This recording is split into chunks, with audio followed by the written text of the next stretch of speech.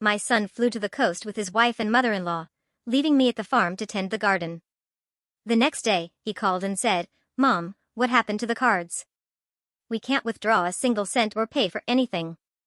I replied with something no one saw coming.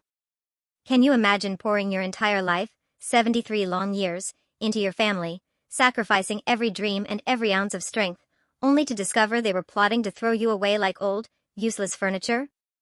That's exactly what happened to me. They tried to steal everything I had left, but what they didn't know was that old Margaret still had a few fightin' years left in her. "Mom, you stay at the farm. Someone has to look after the garden." That's what David said to me that morning, that sickeningly sweet, fake smile he inherited from his wife plastered all over his face. Amber, his wife, stood there in a brand new red dress, looking at me like I was just another hired hand. Her mother, Catherine, just kept checking her expensive phone, pretending I didn't even exist. "It's only for a wedding, a week, Mrs. Margaret." "You understand," she mumbled, not even bothering to look up. "Only for a week." As if planting and watering this land, my land, was just some kind of game. As if 73 years of my life, every single one of them, had meant absolutely nothing. I watched them get into the car. Their suitcases were packed with clothes I had washed and ironed, the towels I had folded, the shoes I had cleaned. They were off to the coast, spending the money this very land produces, while I was left here, under this scorching sun, my hands deep in the soil they believed belonged to them. But then, as the dust from their car settled on the road, as silence crept into this empty house, the old kitchen phone rang. It sliced through the air like a knife. It was the bank. "Mrs. Margaret, we need to confirm some urgent transactions." My blood ran cold. Not from fear, not entirely. It was this deep, gut-wrenching dread, a suspicion I'd been trying to ignore, growing like a poisonous vine in my chest, finally choking me. "What kind of transactions?" I asked, though I already knew I wasn't going to like the answer. "Your son, David, attempted to make a transfer of $50,000 this morning. And there are also attempts to change the ownership on several accounts. Since you are the primary account holder, we need your authorization." $50,000. The money we'd saved from selling the cattle last month. The money that was supposed to fix the leaky roof over my bed, to buy the medicine I needed, to keep this farm, my farm, alive. "I don't authorize anything," I heard myself say, my voice a low growl I barely recognized. "Block everything. Right now." I slammed the phone down. I stood there, in this kitchen where I'd cooked thousands of meals for a family that saw me as nothing but a nuisance. The yellow walls I'd painted 10 years ago seemed to stare back, silent witnesses to all the indignities I'd endured in silence. That night, as I watered the tomatoes and lettuce they'd eat when they returned, my phone vibrated. It was David. "Mom, what happened with the cards? We can't withdraw a single cent. We can't pay for anything." His voice was desperate, almost hysterical. I could hear Amber screaming in the background and Catherine cursing in that elegant tone she thinks no one hears. "Mom, are you there? Answer me." I took a deep breath. The air smelled of damp earth and the jasmine flowers I'd planted 20 years ago, back when I still believed this family valued me. "I'm here, David. Calm down. We're stranded in this hotel. We can't even pay the bill." "What did you do?" "What I did." As if protecting my own money was a crime. As if I didn't have the right to decide what was rightfully mine. "I did what I had to do, son." "But Mom, it's an emergency. We need the money." An emergency? Their beach vacation was an emergency, but my blood pressure medicine wasn't. The roof leaking over my bed wasn't. The expenses of the farm that supported their entire lives weren't. "The only emergency here, David," I said, my voice rock steady, "is that I finally opened my eyes." I ended the call. I had worked my whole life for this family. I had sacrificed my dreams, my youth, my health. And now I discovered they were planning to take even the last thing I had left. But there's something they didn't know. Something I discovered just 3 days ago, when Helen, my neighbor, came over for coffee and told me what she'd heard in town. Something that changes everything. 3 days ago, Helen came to visit, just like she does every afternoon. She always brings her favorite mug, the white ceramic one with the flowers I gave her last year. She sat in the rocking chair on the porch, the same one where my late husband used to read the newspaper. "Margaret," she said, that soft voice she uses when she has something important. "I need to tell you something I heard in town." I was peeling oranges for juice, but something in her tone made my hands stop. The peels fell to the floor like small, withered suns. "What is it, Helen?" She looked towards the road, as if afraid someone might hear us. "Yesterday, I was at old Mr. Henderson's law office. I'd gone to renew the papers for my land, you remember? And while I was waiting, I overheard Amber talking on the phone. My heart started to pound. Amber at the lawyer's office? That couldn't be a coincidence. She was talking to someone about selling the farm, Margaret. She said they already had a buyer, that they just needed to convince you to sign some papers they were going to tell you were for renewing the insurance. The oranges rolled across the floor. My hands trembled like leaves in a storm. Are you sure about what you heard? As sure as my name is Helen Marie. And there's more.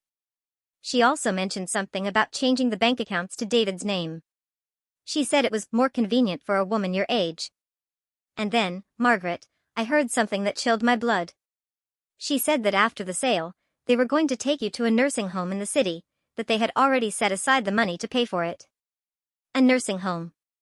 As if I were a piece of old furniture that was no longer useful.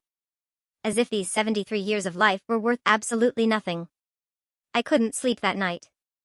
I lay awake, staring at the ceiling that leaks when it rains, thinking about every strange conversation from the past few months. The times Amber and Catherine would fall silent when I entered the living room. The whispered phone calls. The papers they quickly put away when I came near. I remembered when Amber came over 6 months ago with that green folder, insisting I sign some insurance documents. I had signed without reading, trusting them like a fool. What was really in those papers? Everything made sense now. David's insistence that I go to the bank to update my information. The constant pressure for me to give them power over my accounts in case something happened to me. Catherine's frequent visits, she barely spoke to me before, but suddenly she was showing up with store-bought cakes and those fake smiles. I got up before dawn and walked all over the farm. I touched every tree I had planted, the avocado trees I put in when David was 10, the mango trees that grew up with him, the garden where I taught my granddaughter to recognize plants before Amber decided it was too dangerous to bring her here. This land has my footprints on every meter. My sweat watered every furrow. My tears fed every seed. And they wanted to take it from me like taking a toy from a child. The next day, very early, I walked to Helen's house. Her chickens were clucking in the yard, and the smell of burning wood drifted from her chimney. I needed to think. I needed a place where I felt safe. Her small kitchen always smells of cinnamon and freshly brewed coffee. "Helen," I said, "I think I have to do something before it's too late." She poured me coffee in that flowered mug and sat across from me. Her eyes, the color of old honey, looked at me with an understanding that only years of true friendship can give. "What do you need, Margaret?" "I need to go to the bank today, and to the lawyer, too. But first, I need you to help me review all the papers I've signed lately." We went back to my house and sat at the dining room table. I took out all the folders, all the documents I had saved without fully understanding them. Helen has better eyesight than me, and she knows how to read the fine print. "Margaret," she said after an hour of reviewing, her voice trembling. "These papers you signed last month, they give David the power to sell properties in your name." My world swayed. I had signed my own death sentence without knowing it. "And this other one, this one gives him full access to all your bank accounts, Margaret. With these papers, they can do whatever they want with you." I cried. For the first time in years, I cried like a child. I cried for my naivety, for my blind trust, for having raised a son capable of betraying me like this. But the tears dried up quickly. In their place came something I hadn't felt in a long time, rage. A clean, clear rage that filled me with an energy I thought I had lost. We went to the bank together. There, they explained everything David had tried to do over the last 2 months. Loan applications using the farm as collateral. Attempts to change the authorized signatures. Requests for copies of all my bank statements. Mrs. Margaret, the manager, a young woman with a concerned voice, told me, "Luckily, You had given us specific instructions years ago not to authorize anything without your physical presence. Your son seemed very upset when we told him we needed to speak with you first. He even brought a lawyer last week, insisting he had a legal right. Very upset. Of course, he was upset. His plans to rob me were failing because of a detail he'd forgotten. Years ago, when my husband died, I had been cautious. I had put those restrictions in place in case one day I lost my memory. What can I do to protect myself completely? I asked. Cancel all the powers of attorney you have granted. Change all your passwords. Establish new restrictions. And if you want my advice, Mrs. Margaret, do it today. Then we went to the lawyer, Mr. Davies, an older man, the kind who inspires confidence the moment you see him. His office is full of books and smells of old wood and wisdom. Mrs. Margaret, what you're telling me is very serious, but it has a solution. These documents you signed can be revoked. You were under emotional distress. You didn't have independent legal representation. He explained my rights. He showed me how to protect my assets, how to make sure no one could take what was rightfully mine. I signed new documents. I changed all the authorizations. I put legal locks in place that neither David nor his wife nor his mother-in-law could break. And if they try to force me to sign something? I asked. These documents protect you, Mrs. Margaret. No one can force you to do anything with your property. And if anyone tries, that's called coercion, and it's a crime. Besides, I have notified the bank and the notary's office. Any document they try to submit with your signature will be verified directly with you. I returned home that afternoon feeling different, as if I had woken up from a long, confusing dream. The farm looked the same green mountains in the background, the same infinite sky, the same trees I had planted with my own hands decades ago. But I was no longer the same woman who had left that morning. For the first time in months, maybe years, I felt in control of my own life. That night when David called to tell me about the trip, I already knew exactly what I was going to do. I let them leave. I let them believe they had one. That old Margaret would obediently stay home taking care of the garden, like just another employee. But while they were packing their bags, I was packing mine, too.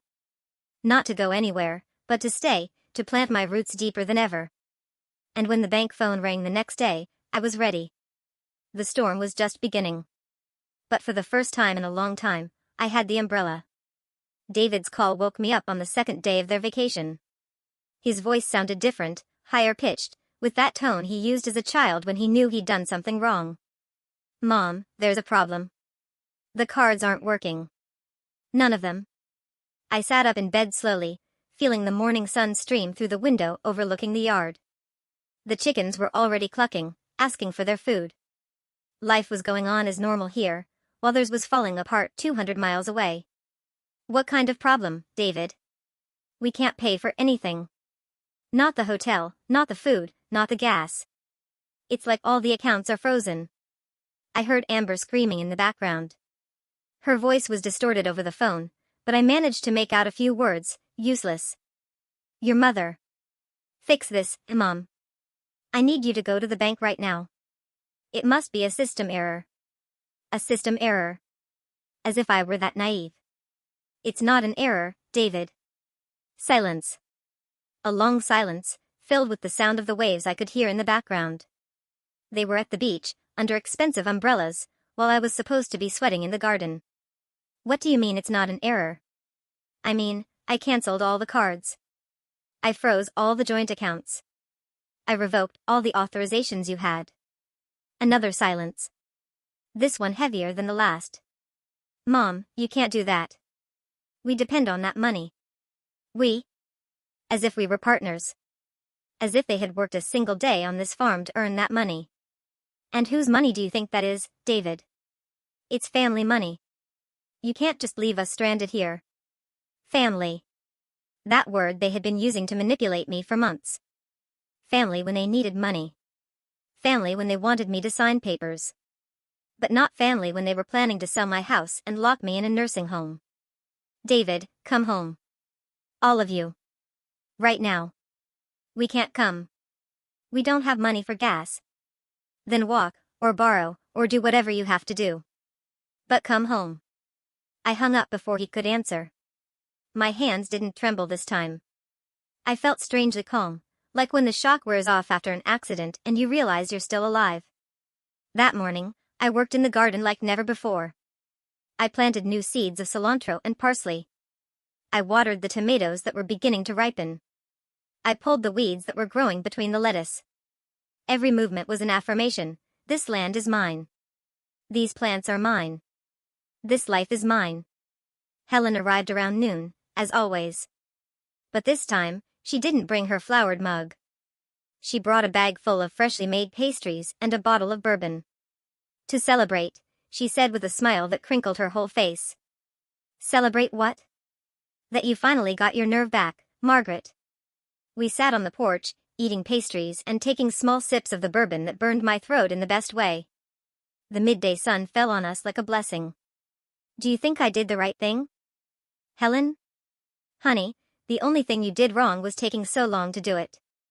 She then told me that for months she had seen how I was fading away, how I stopped smiling when I talked about David, how my shoulders had started to stoop under the weight of always being available for everyone. Your late husband, God rest his soul, once told me, Helen, if anything happens to me, make sure no one takes advantage of Margaret. She's too good for her own good. Those words touched my soul. My husband had seen something I had refused to see for years. The phone rang again at 3 in the afternoon. This time it was Amber. Mother-in-law, we need to talk. Her voice had lost all its usual fake sweetness. Now it sounded sharp, desperate. Speak. What's going on? Why did you do that with the accounts? What do you think, Amber? I don't know. That's why I'm asking. We're stranded here. I got up from the porch and walked into the kitchen. I needed to be moving for this conversation. You know what, Amber? I think you do know. I think you know exactly why I did what I did. I don't know what you're talking about. Don't you? You don't know anything about a conversation at Mr. Henderson's law office? You don't know anything about papers to sell the farm? You don't know anything about plans to take me to a nursing home? Total silence. I couldn't even hear the waves in the background anymore. Mother-in-law. Don't call me mother-in-law. Mothers-in-law are family, and you stopped being my family the day you decided to rob me. It wasn't robbery. It was for your own good. A woman your age can't manage such a large property on her own. There it was. The truth, finally. A woman my age. As if 73 were a disease. As if experience were a disability. And who decided that? You. Your mother. My own son? We were all worried about you. Lies. You were worried about the money, about the property, about what you could get if I disappeared from the picture. I heard her pass the phone to someone else. It was Catherine. Margaret, let's be reasonable. You can't stay alone on that farm forever. You need help. You need care. Catherine's voice was condescending, as if she were explaining something to a foolish child. You know what I need, Catherine? I need you and your daughter to stay away from my family. I need you to stop manipulating my son. And I need you to understand that this farm will be mine until the day I die. You're making a terrible mistake. Without us, you can't handle the business. You don't understand banks or taxes or anything. There it was again. The same old song. The poor old woman who doesn't understand anything. The same woman who had managed this farm for 40 years, who had raised cattle, who had negotiated with buyers, who had paid taxes and managed employees long before Amber even knew how to write her name. You know what, Catherine? You're right about one thing. I did make a terrible mistake. But it wasn't today. It was 6 months ago when I trusted you. I hung up for the second time that day.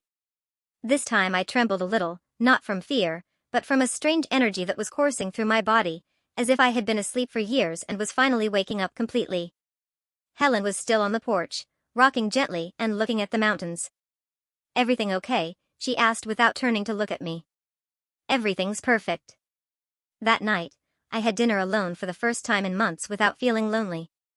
I made myself some scrambled eggs with tomatoes and onions from my own garden. The silence of the house didn't weigh on me. It embraced me.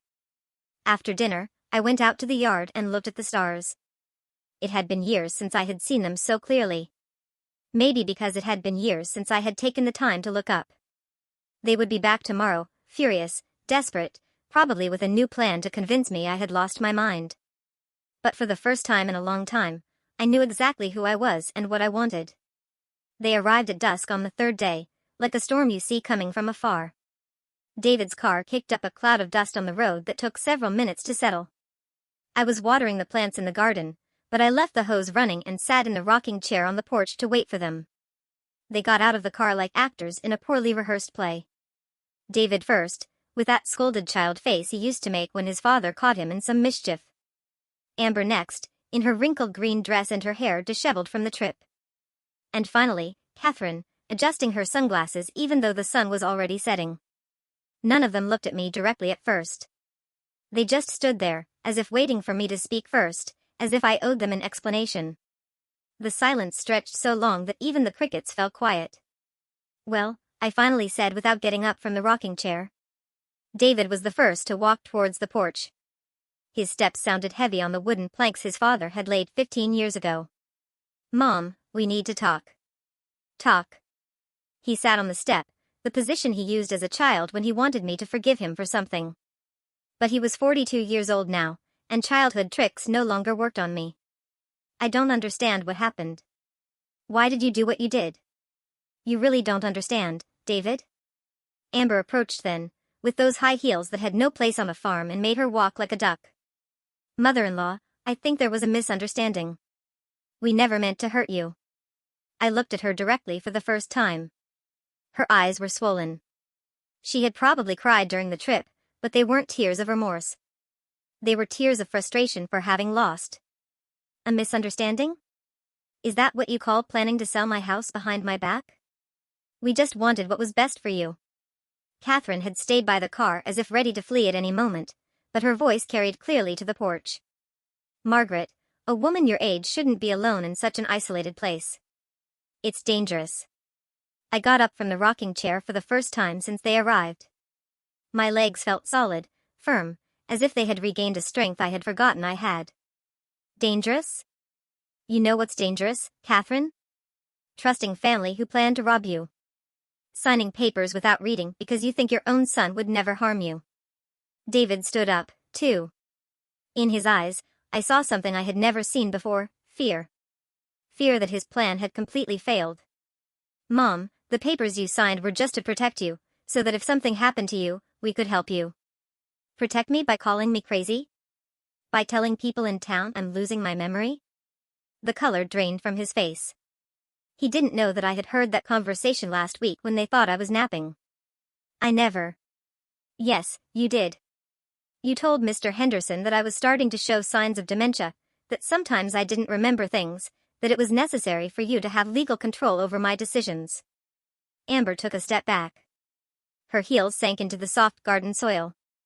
"David, maybe we should go. She's upset. I'm not leaving. She's my mom, and I'm going to fix this." "Fix what, exactly?" I asked. My voice came out louder than I expected, filling the space between us. "Fix this misunderstanding? Make you understand that everything we did was with you in mind?" I stepped off the porch and walked until I was standing in front of him. David is tall. He always was. But at that moment, I felt taller than him. "You want me to understand? Fine. Then explain to me why you had a buyer for the farm. Explain why you had already set aside money for a nursing home. Explain why Amber was looking up prices for apartments in the city." Every word I said was like a blow. I saw them shrink. Search for excuses they no longer had. "Mom, no more lies. I've heard enough lies." Catherine finally approached, walking with that fake elegance she uses when she wants to impress. "Margaret, be reasonable.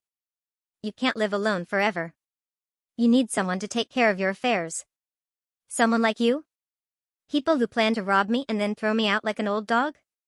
No one was going to throw you out. The home we chose is very good. It has gardens and activities." There was the full confession. She wasn't even trying to deny it anymore. A home with gardens and activities.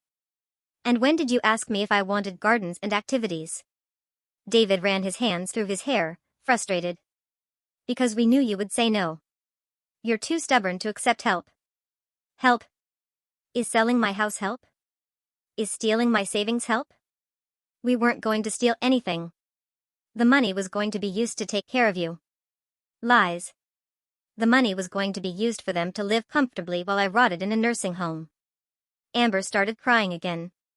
Those manipulative tears she used whenever things didn't go her way. Mother-in-law, please. We're family. We can fix this. Family? You call this family? I walked to the garden and cut a white rose from the bush I planted when my granddaughter was born. I held it in my hands, feeling the soft thorns against my fingers. Do you know what real family is? Family is Helen, who warned me about your plans. Family is Mr. Davies, who helped me protect my rights without asking for anything in return. Family is this land that has sustained me for 40 years. But where's your blood? David shouted, desperate. Blood means nothing if the heart is rotten. Catherine stepped forward then, with that fake smile she reserved for special occasions. Margaret, let's be practical. You need us more than you think. Who's going to take care of you when you get sick? Who's going to manage the farm business? I will take care of myself, as I have for 73 years. And as for the farm business, I have some news for you. I went back to the porch and took from my purse the papers I had signed that morning with Mr. Davies. Yesterday, I signed a new will. Everything I have will go to a foundation that helps abused women. Not a single cent, not an inch of land will be for you. The silence that followed was different from all the others. It was a silence of defeat, of destroyed plans, of dreams of easy money evaporating like dew in the morning.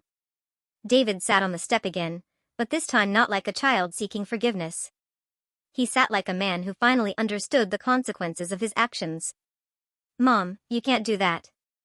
I'm your only son. Being my only son gave you rights, David, but it also gave you obligations. And you chose to betray me instead of taking care of me. Amber had stopped crying. Now she was looking at me with a pure rage that finally showed her true face. You're crazy. Completely crazy. David, do something. What do you want me to do? I don't know, but you can't let her take everything from us. No one is taking anything from you, I said calmly. You are simply losing something that was never yours. The sun had set completely. The first stars were beginning to appear in the violet sky. It was time for them to leave. Go, I told them. This house is no longer your home. David looked at me as if he hadn't understood the words, as if it were impossible that his mother, the woman who had cleaned his scraped knees and prepared his favorite meals for 40 years, was telling him to leave. Mom, you can't be serious. I have never been more serious in my life. Amber approached then, with the desperation of a cornered animal that made her look ugly despite all her makeup. Mother-in-law, think carefully. Without us, you have no one. What are you going to do when you get sick? When you need help? I'm going to do the same thing I've always done. Solve my problems on my own. But you're 73 years old. And you're 35, but you act like you're 5. Age is no excuse for being useless, Amber. Catherine had already gotten into the car, probably calculating that this battle was lost. But she shouted from the window, Margaret, this isn't over. We have legal rights. The papers you signed give us power. Those papers? I took the folder I had taken to the lawyer out of my purse. Are you referring to these papers that have already been nullified? Or these other ones where it's proven that you pressured me to sign without legal representation? Her face fell. Even from a distance, I could see how reality hit her like a hammer. That's impossible. Those documents are valid. They were valid until Mr. Davies proved there was emotional coercion. It turns out the law protects senior citizens from abusive children. Who would have thought? David stood up abruptly, so fast that the step planks creaked. We are not abusive. Everything we did was for your own good. For my own good, David? Look around. Look at this farm I built with my own hands. Look at this house where I raised you. Do you really think I don't know what's good for me? I walked to the garden where my roses were, the same ones I had planted when he was little and he'd asked me why flowers had thorns. To protect themselves from those who want to hurt them, I had explained. I never thought that one day he would be one of those threats. Look, David, do you see these roses? I planted them 20 years ago. I've cared for them, pruned them, protected them from pests. No one else knows how to care for them like I do. No one else knows how much water they need, when to fertilize them, how to protect them from the cold. I turned to him, holding the white rose I had cut. This farm is the same. I know how every foot of this land works. I know every tree, every animal, every problem that can arise. I've managed droughts, floods, pests, low prices, high prices. I've done it alone for years, especially after your father died. But Mom, no. Let me finish. In all these years, did you ever see me fail? Did a harvest ever get lost because of me? Were we ever unable to pay the bills? Did this family ever go hungry? He couldn't answer because the answer was no. I had never failed. I had never let anything bad happen to this family. So why did you decide I could no longer take care of myself? Why? Because Amber told me that. There at Island, Amber told you. And since when does Amber know more about my life than I do? Amber stepped forward with her fists clenched. I was just trying to help. Your son was worried about you. Lies. My son was worried about the money, and you were worried about getting a house without having to work to pay for it. That's not true, isn't it? Then explain to me why the day after I signed the papers, you had already set aside $50,000 to buy an apartment in the city. David's face went white. He didn't know I had seen the messages on his phone when he left it on the table during lunch. How do you know that? Because I'm not blind, David, nor deaf, nor stupid. I saw the messages with the real estate agent.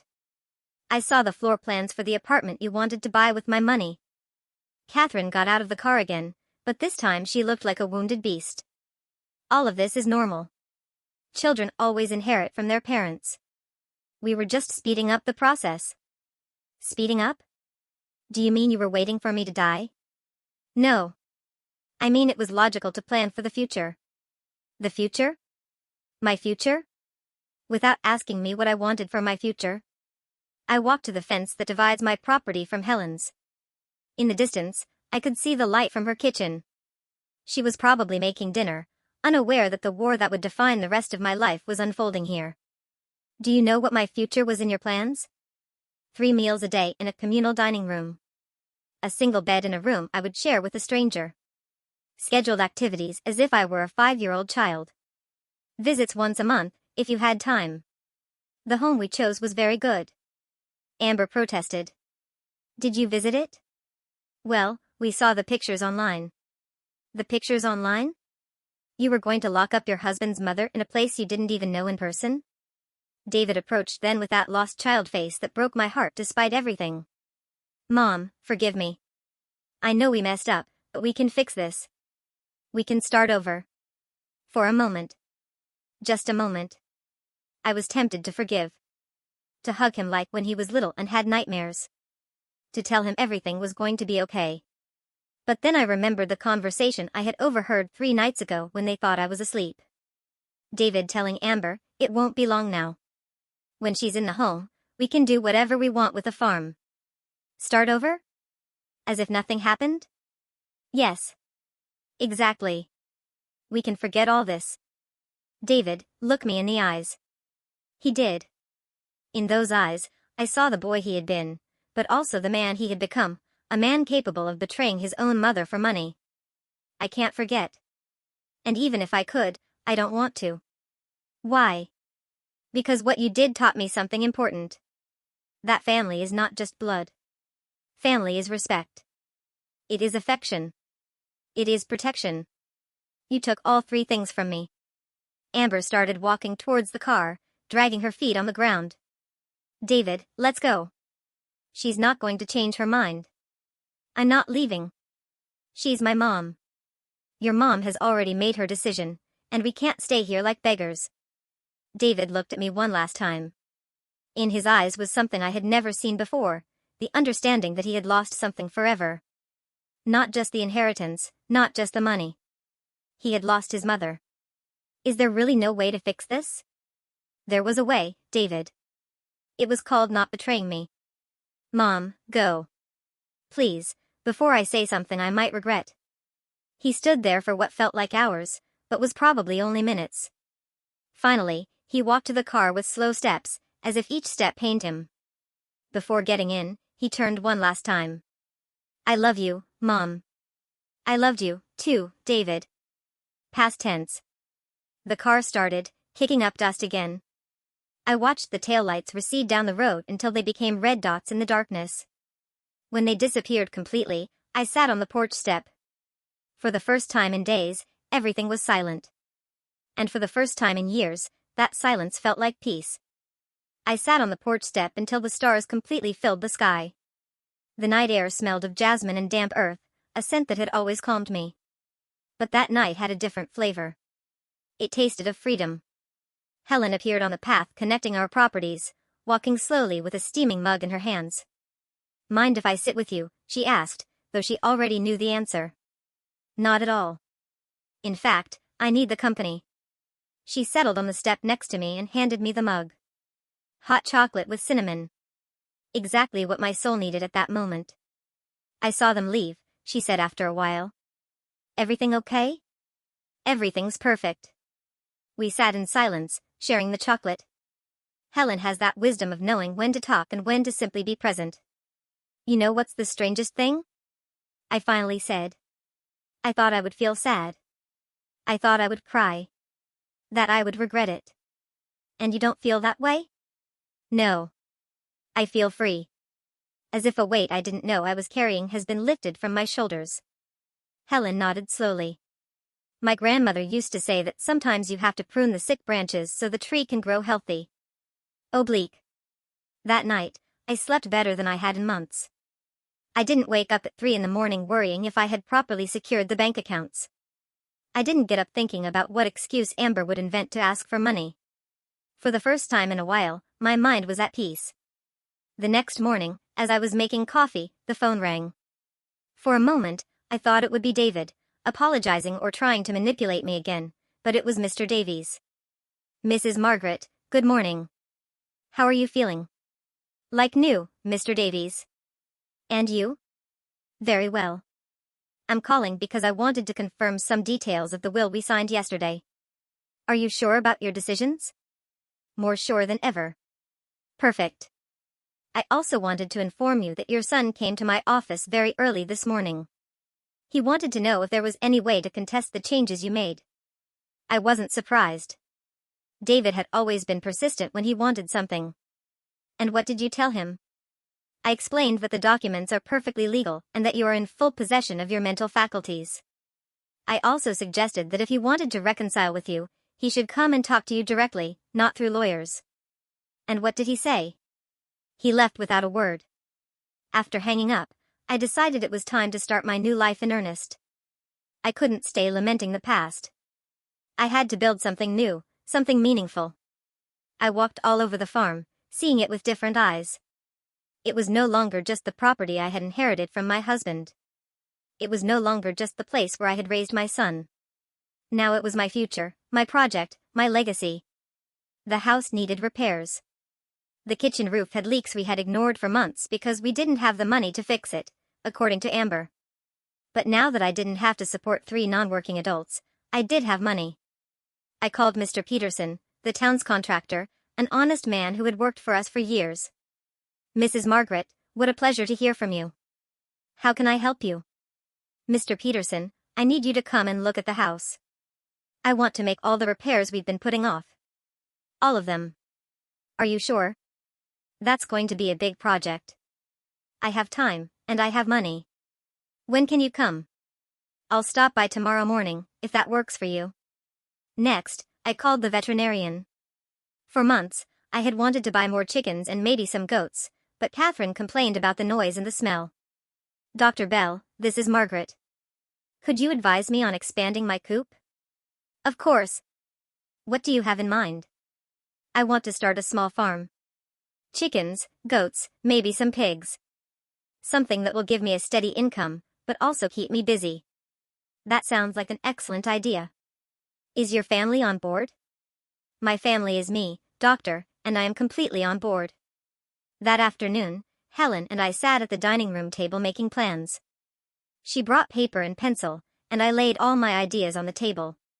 What if we start a small home-cooked meal business? Helen suggested. Your cooking is delicious, and I know how to make preserves and jams. Do you think it would work? There's no one in town who sells homemade food. All the women work outside the home now. I'm sure there's a market. We started crunching the numbers. With the savings I no longer had to share with David and his family, I could invest in basic equipment for a small commercial kitchen. And we could sell at the Saturday market, Helen added, or even do home delivery. For the first time in years, I was excited about something.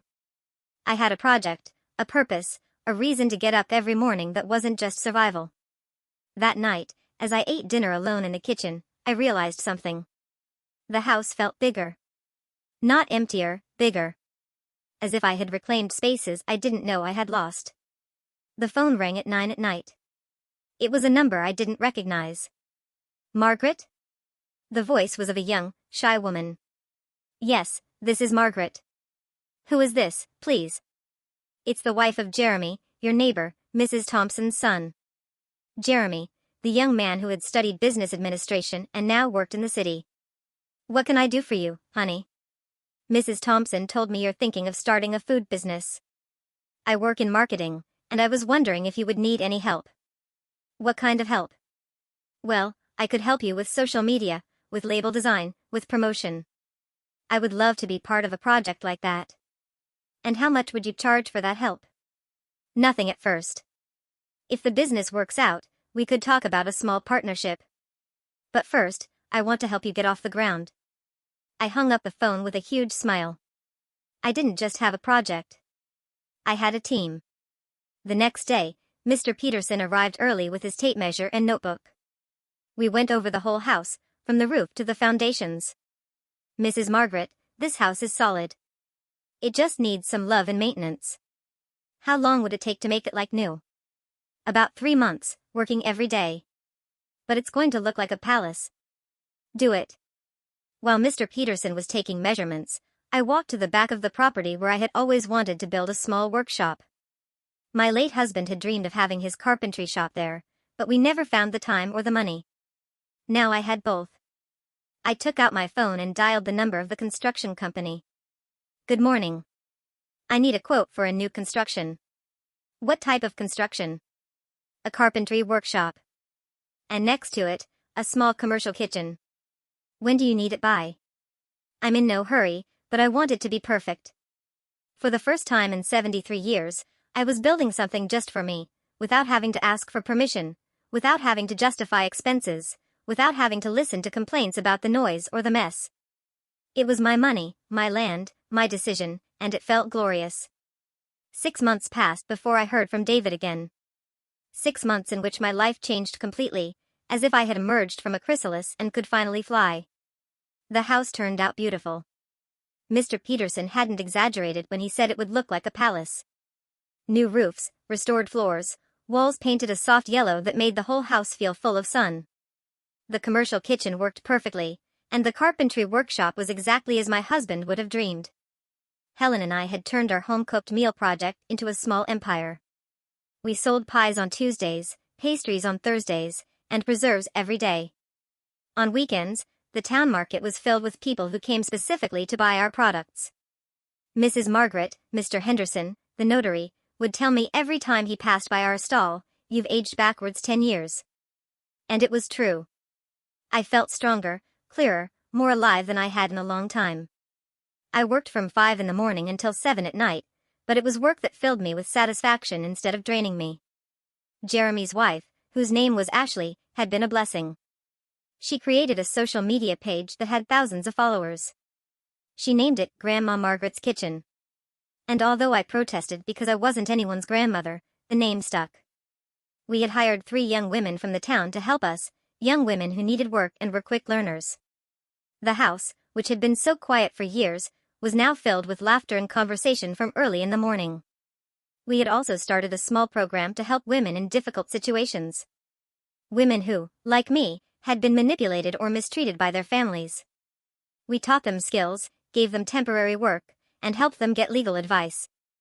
It's as if this house had been waiting all this time for you to wake it up, Ashley told me one afternoon. She was right.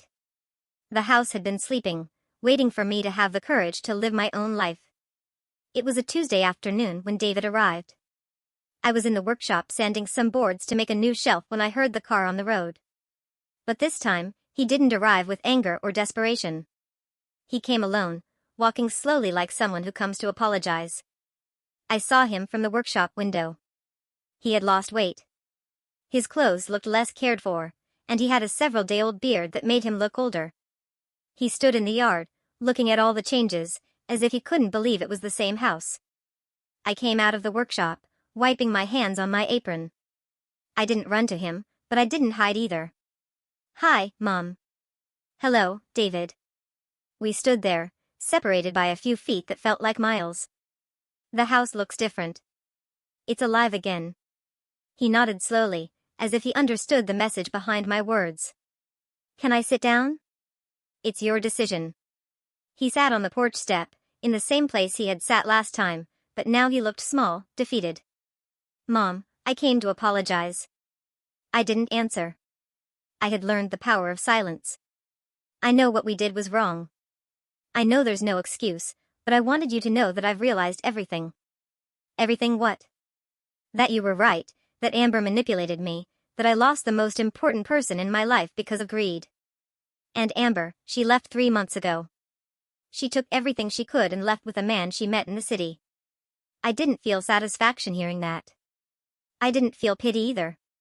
It was simply information. And Catherine is in a nursing home. Her own son committed her when she ran out of money. The irony was perfect, but I said nothing.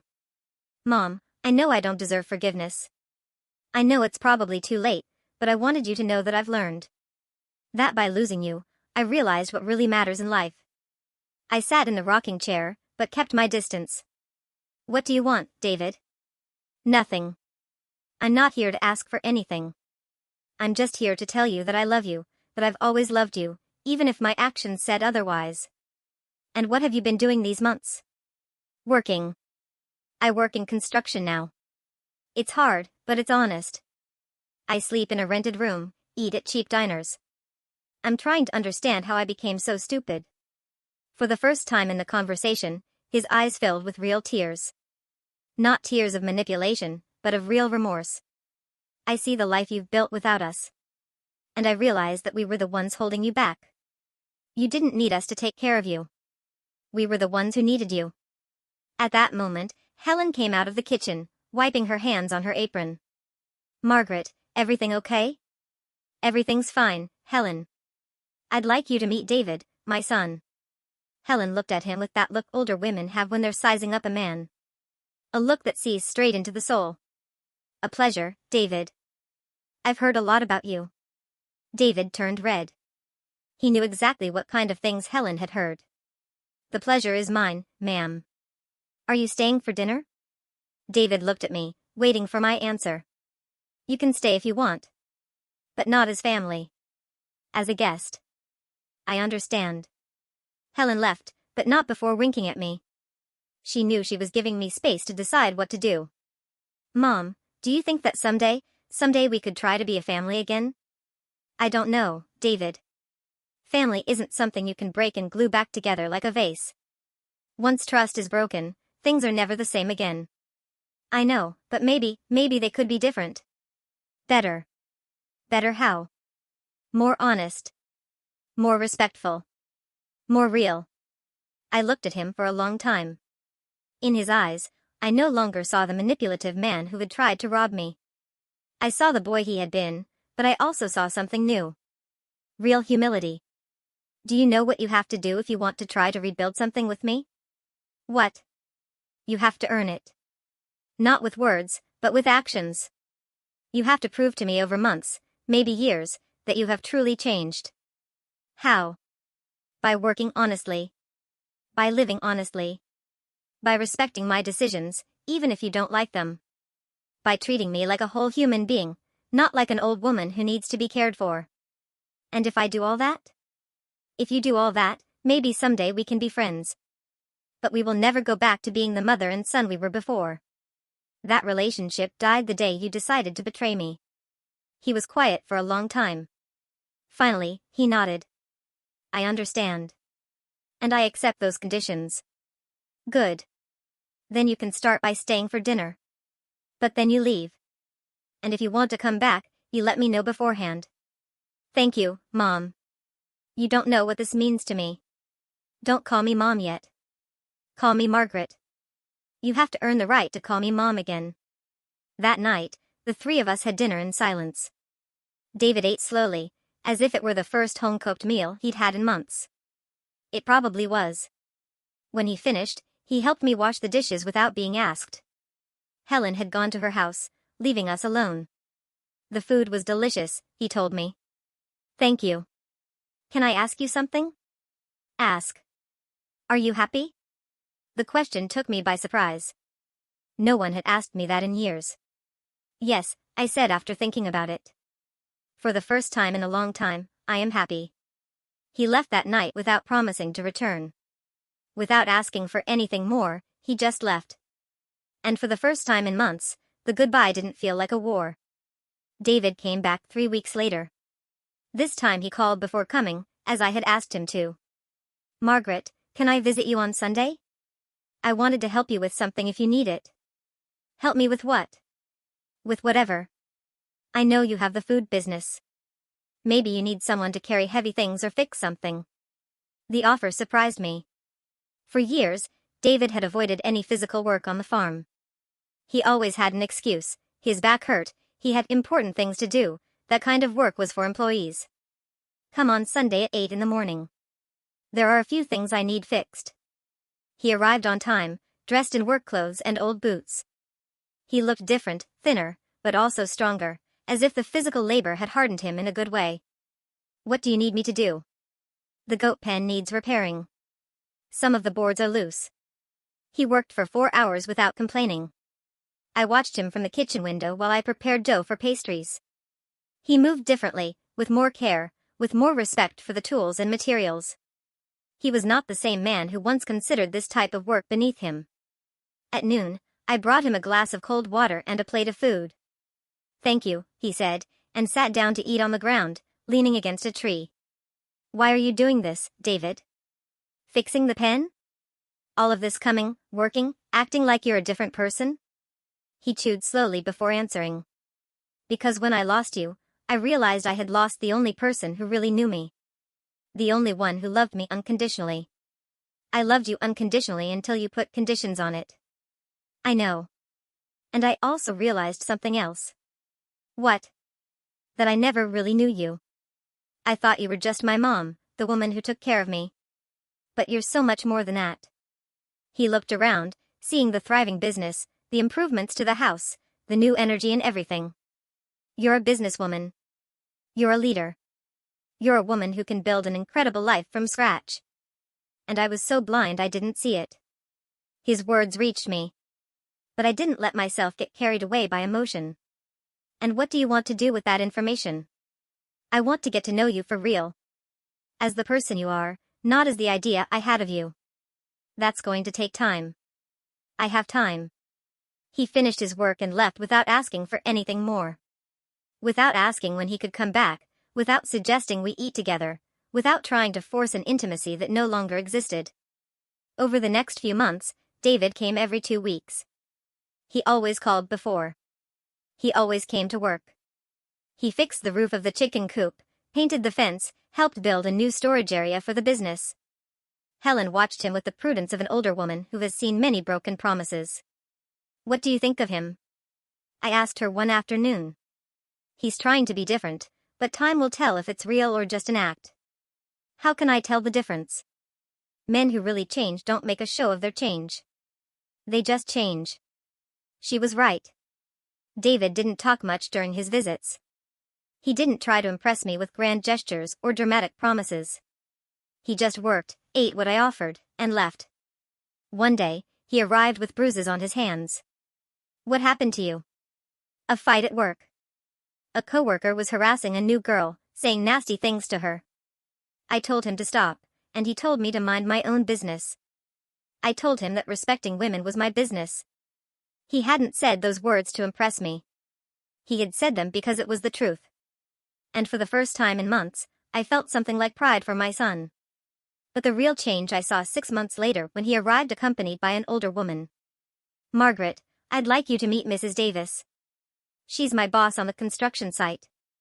Mrs. Davis was a woman in her 60s, weathered by the sun and work, with intelligent eyes and strong hands. "Mrs. Margaret, your son has told me a lot about you." I wanted to meet the woman who raised one of my best workers. David turned red.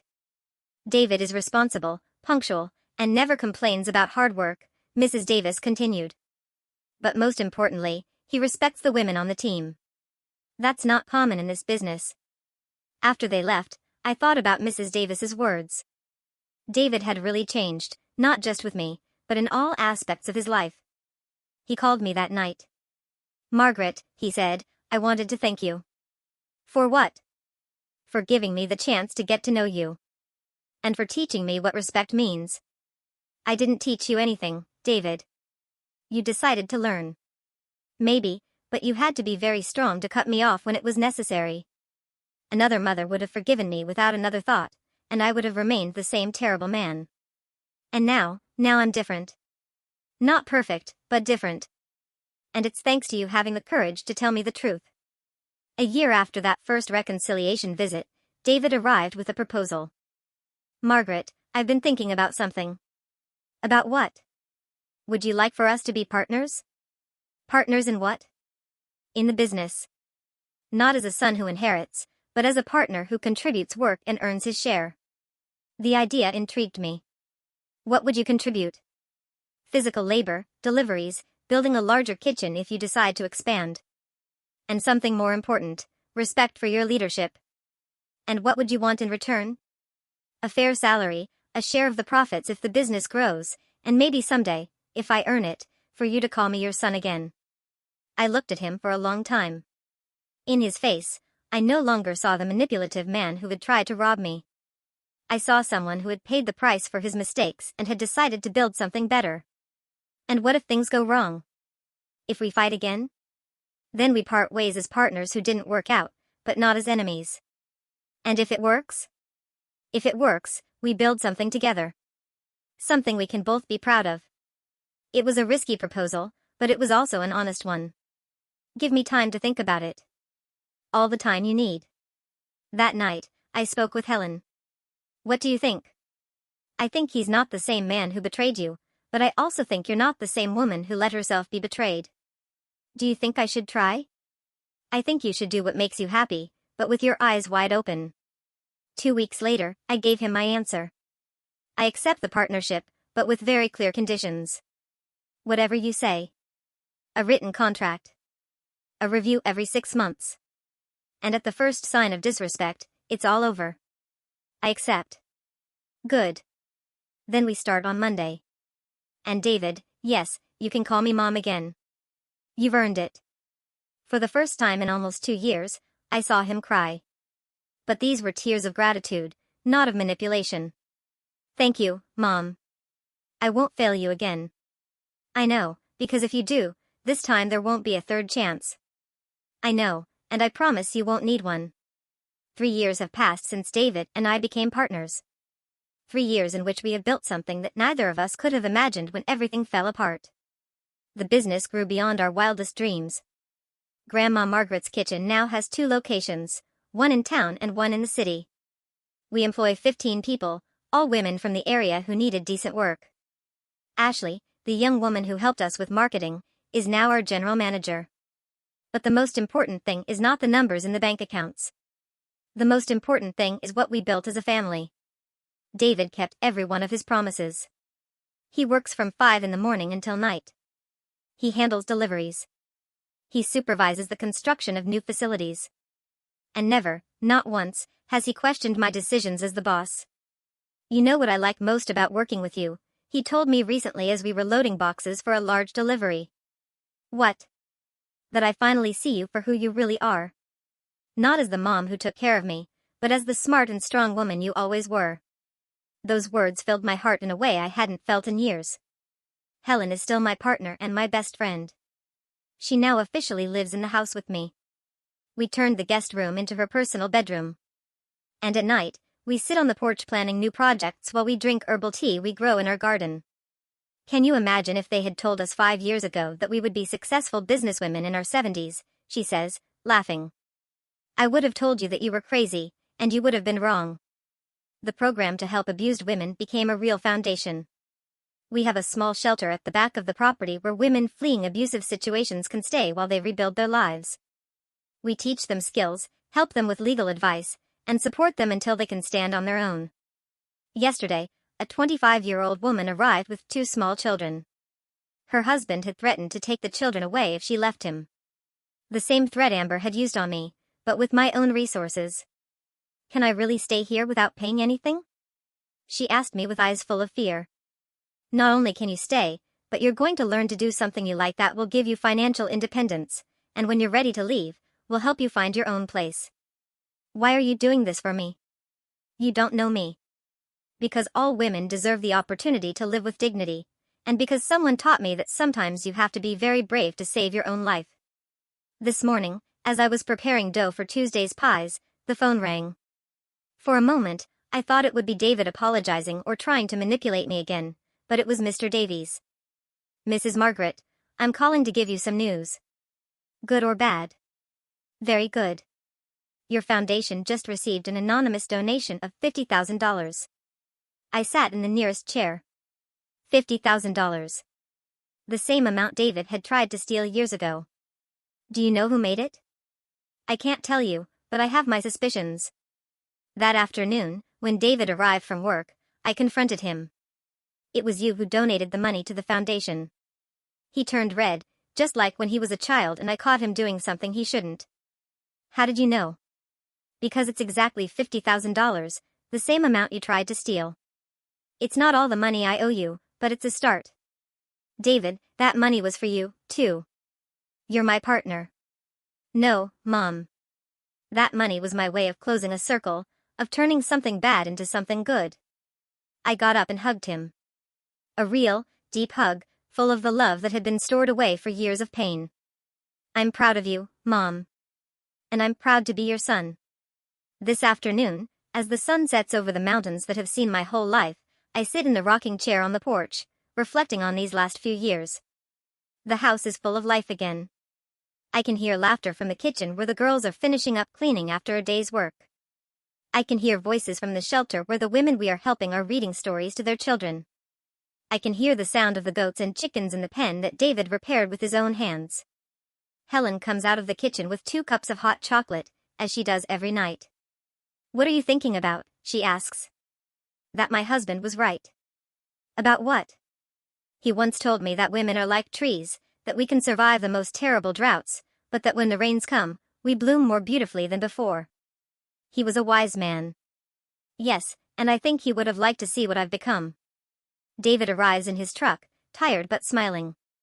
He now lives in a small house he bought in town, but he comes to have dinner with us almost every night. How was your day? I ask him. Perfect. We delivered everything on time. The clients were happy, and Mrs. Davis offered me a bigger contract for next month. And are you going to accept it? Only if you agree. I don't want it to affect our business. That's the difference. Now he asks me. Now he respects my opinions. Now he understands that we are partners, not boss and employee, except the business can manage on its own for a few weeks. Thanks, Mom. The 3 of us have dinner in the dining room, talking about plans to expand the shelter and maybe open a 3rd branch. Ashley wants us to explore the possibility of selling our products online throughout the country. Can you imagine, Margaret? Helen says, women all over America eating your pies. Our pies, I correct her. We built this together. After dinner, David goes to his house and Helen retires to her room. I stay on the porch a while longer, looking at the stars that shine brighter than ever. I think about the woman I was 5 years ago. A woman who had become invisible in her own home. A woman who had lost her voice, her strength, her dignity. A woman who was so used to giving that she had forgotten she also had the right to receive. That woman died the day I decided to freeze the bank accounts. She died when I chose to defend myself instead of remaining a victim. She died when I understood that true love is not sacrificing your dignity for others, but respecting your own and teaching others to respect it, too. In her place, this woman was born, an entrepreneur, a leader, a protector of other women, a mother to a son who finally understands what respect means. The phone rings one last time before I go to bed. It's Ashley, the manager. Mrs. Margaret, I'm sorry to bother you so late, but I wanted to give you some news. What happened? A national magazine just called. They want to do an article on women entrepreneurs over 70. You are their first choice. An article about me? About you, and about everything you've built. They say your story is inspiring for thousands of women who feel trapped in their own lives. After hanging up, I walked to the garden where my roses are, the same ones I planted 20 years ago to teach David about the thorns that protect beauty. I cut a white rose, the same variety I cut the night he left. But this time, I don't cut it with pain. I cut it with gratitude. Gratitude for having had the courage to say enough. Gratitude for having found the strength to build a new life. Gratitude for having learned that it is never too late to bloom. I look up at the starry sky and whisper the words my husband told me in our last year together. A legacy is not a monument, Margaret.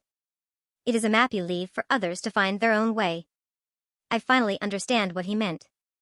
My legacy is not the businesses I built or the money I earned. My legacy is the women I helped find their strength. It's the son who learned to respect. It's the living proof that it is never too late to rescue your own life. I go into the house and turn off the lights one by one. Tomorrow will be another day full of work, of projects, of women who need help and hope. And I will be ready, because I am finally who I was always meant to be. Margaret. Simply Margaret. And that is more than enough. So, I'm curious, if you found yourself in my shoes, with your family plotting against you, what would you have done? How would you have fought back? Share your thoughts in the comments below. I'm really eager to hear what you think.